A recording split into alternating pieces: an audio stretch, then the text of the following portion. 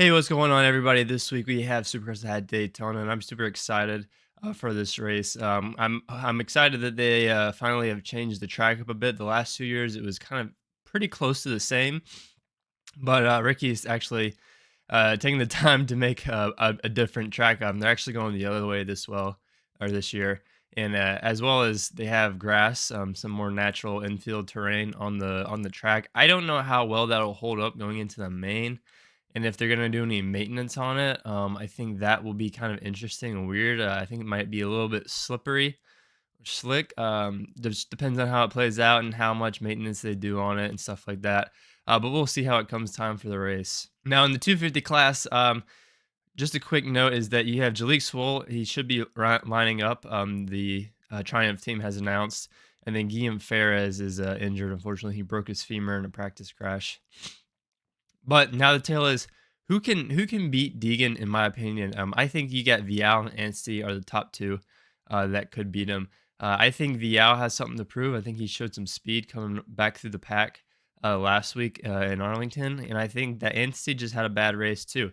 So I would like to see those three start up front. Now I don't want to count out somebody like Cameron McAdoo or even Seth Hammaker. I think McAdoo just needs some more time to get some confidence and speed back, get into race pace from all the time he had off from injuries. So I don't want to count him out, but that's my thoughts on him. And then same with Hammaker. Has showed great speed sometimes, but he as well had injuries, and he was more recently injured than McAdoo, especially at the SMX when he had that big get off. So he's probably had more time off than McAdoo. And you also can't forget that Pierce Brown. Pierce Brown has showed great speed. He just needs to get a start, so he could also surprise some people and contend for a win if he can get a start. But he just needs to get a start and stay up on the bike and not get on the ground. He just has too many tendencies to crash going at a good speed. I want to see Vial and stay up there with Deegan. Maybe they start in front of him, see if Deegan can kind of work his way through them. I think Deegan's fitness will still be fine. I think he maintains a hard work ethic, so I don't think he's gonna get too tired at Daytona with all the time he's had off with the wrist injury. But I think Vial's got something to prove. I think he showed that. We know Anstey has the speed to finish, on the podium in the box. Let's just see if he can keep the consistency, because I didn't see the consistency last year, especially at the end of the season. He kind of fell off. So hopefully Anstey can stay consistent and show that speed. But it'll be interesting to see. But right now, I got Deegan winning, but I think I could see Vial winning his first Supercross race here soon. And this might be the night. So we'll see how it comes down in this class when the gate drops. And now you got the 450 class. You got the storyline is Will Tomac, who's the king of Daytona. He's got 7 wins here, 5 consecutively. Will he get his first win of the season at Daytona? I mean, it seems like he's heating up at the right time with that race in Arlington. Huge boost to confidence going in there. But it's going to be challenging. I mean, this class is tough.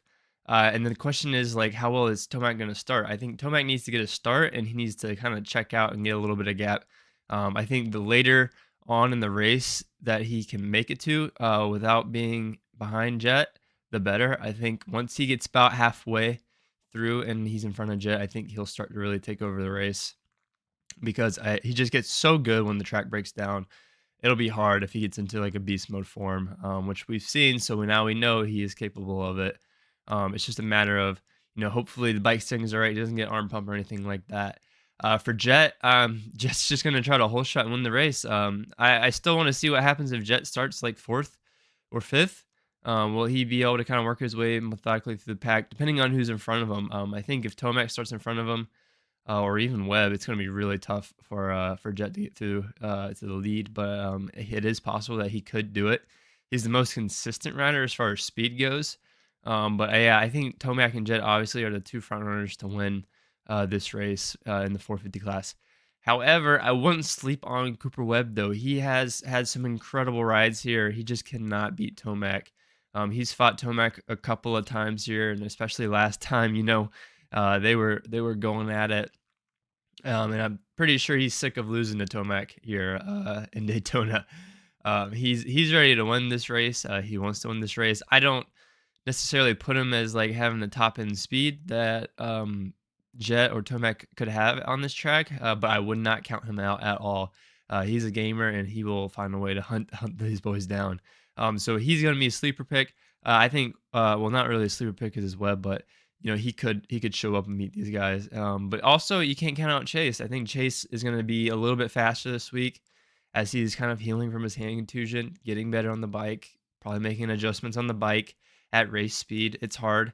So I'm expecting to see Chase get better each week and see some more speed back. I wouldn't be surprised if he wins a race in a couple of weeks. It's time for him to get going. He can't lose too many more points. I mean, he's only 8 points back, so he's been okay. He got a lot of help with the crash that Jett had, the two crashes that Jett had last week. But it's time for him to get going a little bit and get started. So I expect to see Chase getting back up to speed soon here. But there's other guys you cannot forget about. I mean, you got Roxon, who just blitzed Glendale. It was amazing. You have Anderson that has shown some incredible speed in a couple races. And he could just have a good night. It just takes one good night, feel comfortable on the bike and on the track, and he could win. And then you have Plessinger as well. Plessinger showed some great speed this year.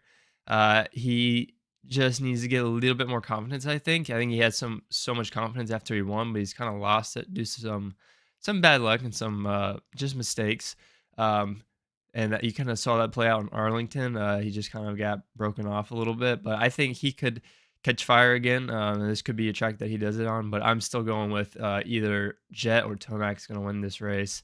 And I'm hoping that Tomac wins his first race here. That would be great. It would be amazing for the series. It would tighten everything up a little bit for him. And I think it would just be good for the fans, unless, some people are just tired of seeing Tomac win at Daytona, which is possible. But it'd be interesting to see. That's what I'm hoping. I'm hoping that either Tomac, Webb, or Roxon wins it and kind of closes these points a little bit tighter. But I would not be surprised at all if Jett, it finds a way to win this race because, Jett's just the most consistent. He's the fastest rider out there most of the time. Even though, Tomac was faster than him most of the main in Arlington at the end there. But I think Jett is just overall, he's the most consistent, fastest, and that's just kind of reality. But we'll see. Hopefully it's good racing. I just hope that there's some battles out there and it's exciting. Things are starting to happen. So we'll see when the gate drops. Let me know what you guys think about Daytona for this weekend in the comments below. Don't forget to like and subscribe, and I'll catch you guys in the next one. Peace.